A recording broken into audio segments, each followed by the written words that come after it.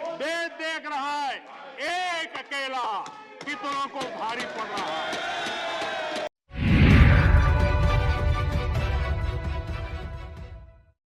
नमस्कार, इन खबर में आपका स्वागत है। प्रधानमंत्री नरेंद्र मोदी लोकसभा के बाद आज राज्यसभा में राष्ट्रपति के अभिभाषण पर लाए गए धन्यवाद प्रस्ताव पर जवाब दे रहे थे। काफी रौ में बोल रहे थे। लोकसभा में भी उन्होंने बहुत सारे आंकड़े गिनाए थे और उसके बाद अपने अंदाज में विपक्ष के वार को भोथरा करने की कोशिश की थी। लेकिन आज पीएम मोदी राज्यसभा में एक राजनेता के रूप में बोल रहे थे। आंकड़े शुरू में जरूर कुछ बताए, लेकिन बाद में उन्होंने विपक्ष को चैलेंज किया, कांग्रेस पर वार किया, पूछा कि जिस नेहरू गांधी परिवार के नाम पे 600 योजनाएं हैं, अखबार में पढ़ी है, ऐसा उन्होंने उद्धृत किया, वो भी नामकरण को लेकर के राजनीति करती है। और फिर लास्ट में आते आते सत्ता के दुरुपयोग का हवाला दिया, 356 का हवाला दिया, लेकिन लास्ट में आते आते उन्होंने पूरे विपक्ष को जोड़ा और एक साथ वार किया कि एक अकेला सब पे भारी पड़ रहा है। आपके नारे पुराने हो गए हैं, नए नारे गढ़ लीजिए। और जिस समय वो बोल रहे थे आत्मविश्वास दिख रहा था। देखिए कैसे बोल रहे हैं प्रधानमंत्री नरेंद्र मोदी। आजाद भारत का जो सपना है, उन सपने को पूरा करने के लिए हम संकल्पबद्ध होकर के चले। और आदरणीय सभापति जी, देश देख रहा है, देश देख रहा है एक अकेला कितनों को भारी पड़ रहा है। एक अकेला कितनों को भारी पड़ रहा है। अरे नारे बोलने के लिए भी उनको बदल करना पड़ता है।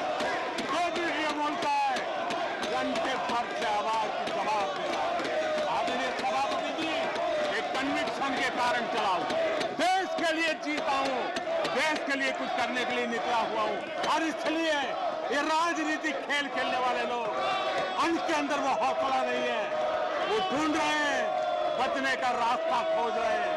आदरणीय सभापति जी, राष्ट्रपति जी के उम्दा भाषण को, राष्ट्रपति जी के मार्गदर्शक भाषण को, राष्ट्रपति जी के प्रेरक भाषण को इस सदन के अंदर अभिनंदन करते हुए, धन्यवाद करते हुए आपका भी आभार।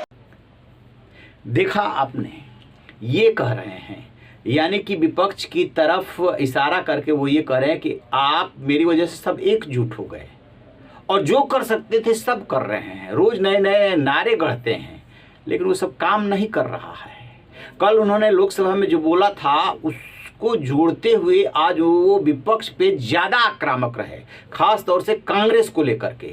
उन्होंने तो 356 की ऐसे कितनी बार कांग्रेस ने दुरुपयोग किया वो सब गिनाया ही गिनाया, लेकिन जब वो अपना भाषण खत्म कर रहे थे तब पूरे विपक्ष को लपेट लिया और कहा कि एक अकेला सब पे भारी, आप सब मिलकर के भी सामना नहीं कर पा रहे हैं, तो चैलेंज ही तो हुआ। आपको बता दें कि अगले साल 2024 में लोकसभा का चुनाव है। अब चुनाव जो है, आम चुनाव लगभग एक साल ही रह गया है। सभी दल तैयारियों में जुट गए हैं। बीजेपी तो एक चुनाव खत्म होने के बाद दूसरे की तैयारी करने लगती है, सो वो मैदान में कूद भी गई है। अभी 3 राज्यों में, पूर्वोत्तर में विधानसभा का चुनाव चल रहा है, वहाँ पे चुनाव प्रचार हो रहा है, लेकिन सबका टारगेट आम चुनाव ही है।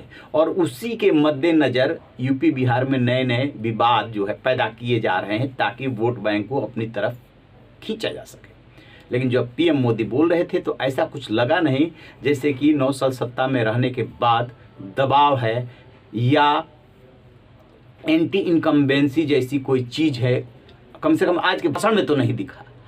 और वो उनका ऐसा लग रहा है जैसे रणनीति तैयार है, लड़ने को तैयार है, तभी तो इतने आत्मविश्वास से विपक्ष को चैलेंज कर रहे हैं। रहिए बेखबर, देखते रहिए इन खबर। Thank you.